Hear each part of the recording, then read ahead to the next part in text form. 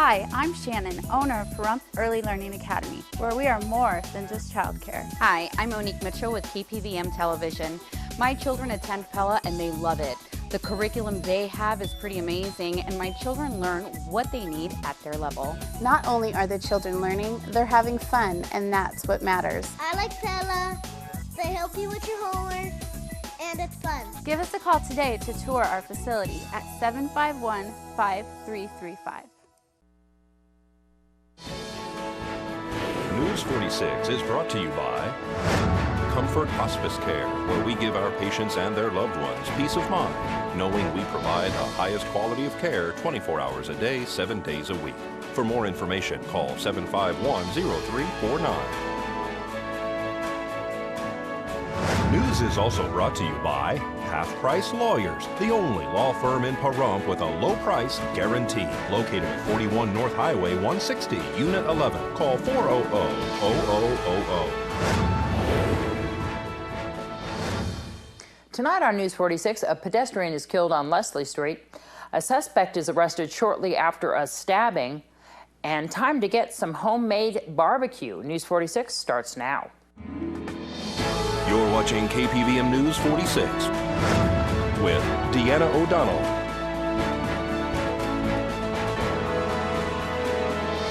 News 46, local coverage you can count on. Good evening. It's Tuesday, September 2nd, 2014.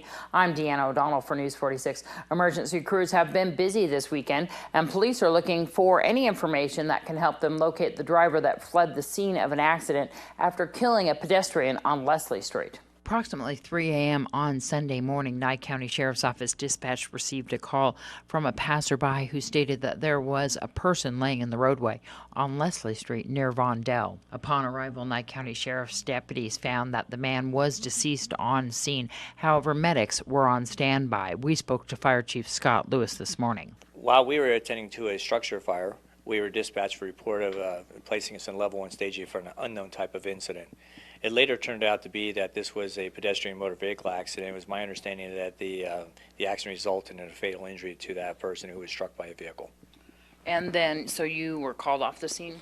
We were called off the scene, and later on we were called back to the scene to assist with some of the scene cleanup. And lighting as well. Exactly, and some of the lighting for the investigation that was completed. The man who reportedly has the first name of Brian once lived in Las Vegas, but his last known address was on Wilson Street here in Pahrump. He's approximately 35 years old and was struck by a car while he was walking on the roadway. The car appears to have fled the scene shortly after the incident. Nye County Sheriff's deputies blocked traffic in all directions when their investigation was being conducted. If you have any information regarding this accident, you're urged to contact the Nye County Sheriff's Office at 751-7000. This is Deanna O'Donnell for News 46. Nye County Sheriff's deputies are quickly located and captured a suspect wanted for the stabbing of a man in the chest this morning on Bowling Street. Nye County Sheriff's deputies and Pahrump Valley Fire and Rescue were dispatched to 800 Bowling Street, unit number 14, for an apparent stab wound. Upon arrival, deputies found one person who sustained a stab wound to the upper chest area. The suspect, however, fled the scene. Medics were called in to Unit 14 to transport the victim to the Calvada helipad, where he was airlifted via Mercy Air to UMC Trauma Center in Las Vegas. Yes, early this morning we were dispatched to be placed in level 1 staging, possibly for a stabbing. While in staging, we were notified, and in fact there was a stabbing. We were moved up to the actual address where we found a victim who had sustained a stab wound to the upper chest. The Sheriff's Department was investigating. We provided patient care. The patient was transported to the local helicopter service and transported for trauma. And were the stabs substantial? I didn't have a first set of eyes on that stab wound, but it was substantial enough to warrant flight. And then the suspect, or was there anybody else at the scene when you guys arrived? Not that I'm aware of. Nye County Sheriff's Office dispatched put out a be on the lookout for a suspect who apparently had the first name of Angel driving a gray Saturn vehicle. The suspect allegedly went inside unit number 14 and stabbed the victim. He was wearing a mask at the time. However, one witness did point out who the suspect was by the first name of Angel, as well as his possible location. Nye County Sheriff's deputies unbelievably located the suspect vehicle just 3 houses down from where the actual stabbing occurred just a short time later. The occupants of this house and their relationship to the suspect is unknown at this time. However, they seemed unconcerned that the police were searching the house. The suspect was located inside that residence, unit number 10, just shortly after and taken into custody as well as transported to the Nye County Sheriff's Office Detention Center. Police did search the residence shortly after they obtained a search warrant to look for the actual weapon that was used in this incident. The condition of the victim is unknown at this time. And a head-on collision occurred on Saturday night on North Highway 160 and Country Place. Tonight's accident report is brought to you by Stovall & Associates. Don't expect insurance companies to have your best interest in mind. Stovall & Associates cares. Let us help you if you have been involved in an accident.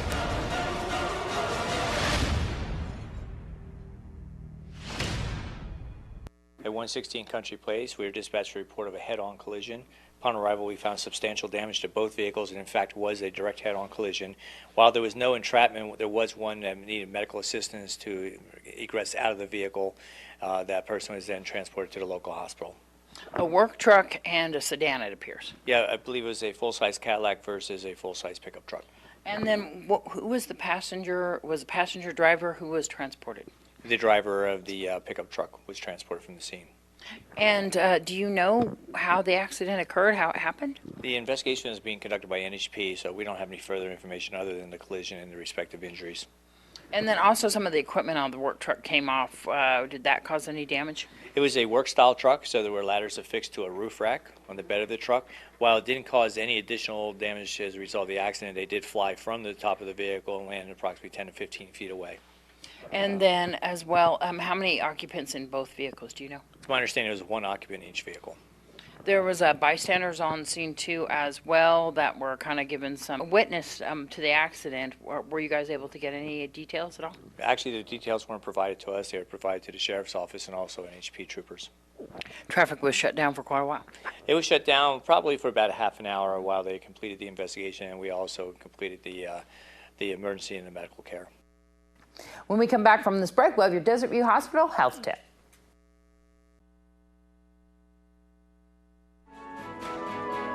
This portion of the news is brought to you by Inspiration Senior Living, where we provide affordable elegance to Pahrump area seniors. Give us a call at 751-2300 and make an appointment to tour our community. Welcome back to News 46. In today's Desert View Hospital health tip, we look at heartware saving the lives of children. This health tip is brought to you by Desert View Hospital and Mountain Valley Physicians Group. Don't put your health on hold. We have time for you. Call us to schedule your appointment at 775-751-7100. It doesn't look like much, but a day out like this is big for 11-year-old Jackie Fair. That's cute, Jackie. Last summer, Jackie and her mom found out she had heart failure and needed a transplant. It was a surprise.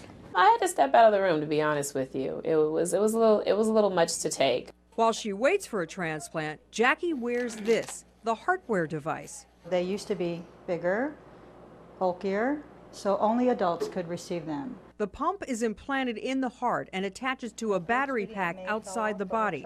It takes blood out of the left ventricle and pumps it into the aorta, helping the heart function when it's too weak to do so on its own. The device is small enough to be used in kids, and it's portable, so patients don't have to stay in the hospital. It's a beautiful thing to let a child go home while they're still in heart failure. Jackie says the device has given her freedom. If I wasn't on here, I'd probably be in the hospital, not allowed to do anything, taped up to the wall. She's looking forward to her transplant, but says she's happy she can still be a kid while she waits. I'm Marty Salt reporting. Thank you, Marty. A school bus was involved in an accident early this morning on Highway 372. Approximately 6 a.m. this morning, a school bus and a small compact car collided at the intersection of Barney and Highway 372. Nye County Sheriff's deputies and Pahrump Valley Fire and Rescue all arrived on scene. The school bus had no children on it at the time of the accident. It appears that it was just leaving the Nye County School District's bus yard at the time that the accident occurred. The bus driver and the 2 occupants inside the red compact car received no injuries as a result of this accident. However, the compact car did sustain moderate damage to the front end, as well as the bus received to the side compartment. Nevada Highway Patrol also arrived on scene and was able to direct traffic around the accident, as well as conduct the accident investigation. This is Deanna O'Donnell for News 46. Well, the district attorney won't comment and Sheriff Tony DeMeo won't comment, but sources tell News 46 that Detective David Berukowitz has been reassigned to the Nye County Sheriff's Office detention facility and can no longer handle cases for the district attorney's office. The reason why is unclear at this time. Berukowitz has issued a statement to us saying, quote, "I can confirm Sheriff Tony DeMeo has retaliated against me by demoting me to detention deputy. In doing this, he stated this was not disciplinary. I have turned everything over to my legal counsel to be handled through the appropriate channels," unquote.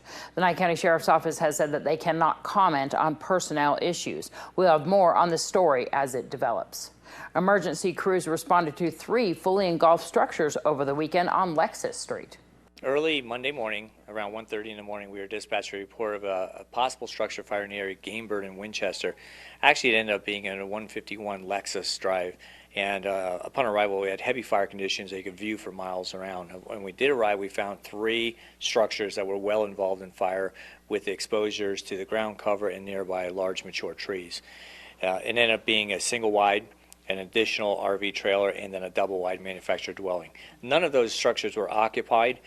They were known to be vacant. They were in various state of disrepair and with no power or any utility supplied to them. So if they had no power to them, do you know the cause of the fire at this point? The fire is under investigation, but it was such extensive damage to those trailers, we're not sure we'll be able to make an actual determination. There were no witnesses. It appears there's a delayed detection and notification of the fire, and again, such substantial damage to those structures on our arrival. Does that property have other occupants that are living on there? Yeah, there is actually a primary dwelling, and there's additional outbuilding structures that are still exist on that property as well. But the residents were asleep, weren't aware that there was even a fire on their property until awoken by the sheriff's deputies. Who reported it? We don't know exactly who reported it as part of the ongoing investigation. A video that shows the beheading of American Steven Sotloff was delivered as a second message to America to halt airstrikes in Iraq, following through on a threat to kill the journalist. In the video posted today online, Sotloff says in a message surely scripted by his captors that he is paying the price for U.S. military intervention. The intelligence community in the United States is working to confirm the authenticity of the video, but the journalist's family appears to believe he has been killed by ISIS, which refers to itself as the Islamic State. When we come back from this break, we're going to tell you about a new barbecue place. Stay tuned. Today's news is brought to you in part by Bees Embroidery and Garment Printing, specializing in custom and personalized decoration of gifts, garments, and more. Call 775-727-9444. Well, a new barbecue place has opened up for business. We caught up with Herb Wynn from Grandpa's Barbecue to find out more about what they have to offer. We basically slow smoke our ribs. I pull all the bones. Then we chop that up. It's a take on pulled pork, sloppy Joe kind of thing. We find it gets more flavor than the pulled pork sandwiches. We have brisket. We have fresh ground hamburgers that we ground ourselves. We have hot dogs, and we also have homemade chicken snacks. Kind of a take on chicken nuggets, a little bigger, and we do that all fresh. Then today we have limited sides. We have potato salad, coleslaw, baked beans, and fresh cut French fries. So you're right here at Petrick Park, right here in the parking lot. You guys are doing this occasionally, but you're going to go to a couple more days a week or even full time? Yes, ma'am. We're going to try to start out Wednesday, Thursday, Friday, possibly a Saturday. And if God blesses us and we get demands more, then we'll try to accommodate more days. This is kind of catering to the lunch crowd, people coming down here during business hours and stuff like that, or even on the weekends. Are you open evening hours? We're open basically from noon until we run out of food. If we're also we're trying to get up on Facebook. Right now we're doing some Facebook through my wife's page. Once we get on Facebook, it'll kind of, we're up to demands. If the public says, you know, we like your lunch, but we'd rather have you at dinner, then we'll be out of here at dinner. Believe me, it's much easier for me to be here at dinner time because I don't have to wake up at midnight and start cooking all this stuff. And that is a process, isn't it, for barbecue? People love their barbecue, but it is a process to get it going. Oh yes, the ribs alone are 6 hours cook. So for me to be down here, I try to get here by 11. So I'm trying to leave my house by 10:30. We're starting those ribs at 4 in the morning on the smoker. So I'm having to have them up and prepped by 3 o'clock. So it gets a little rough. You've got a nice rig here, all set and everything.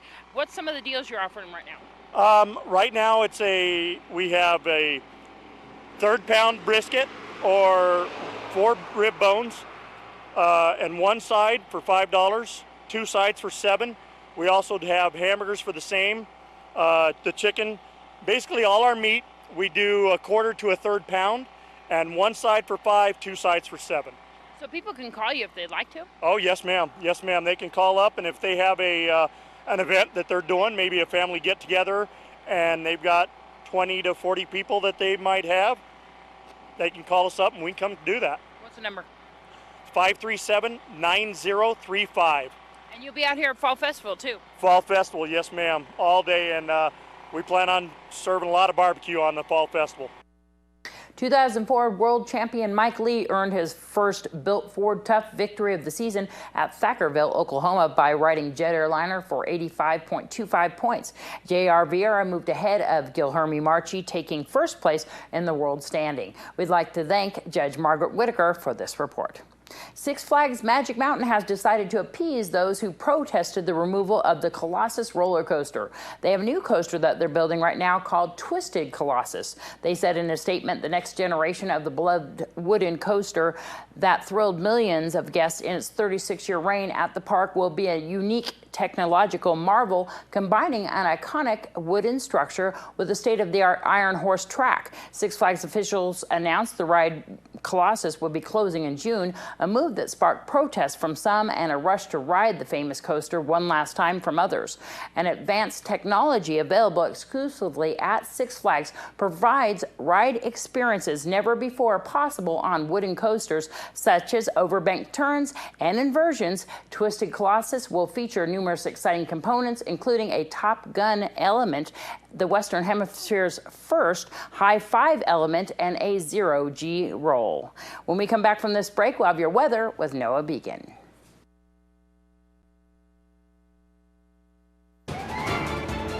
News 46 weather is brought to you by your local dairy farmers. Dairy products are very important in maintaining a healthy body.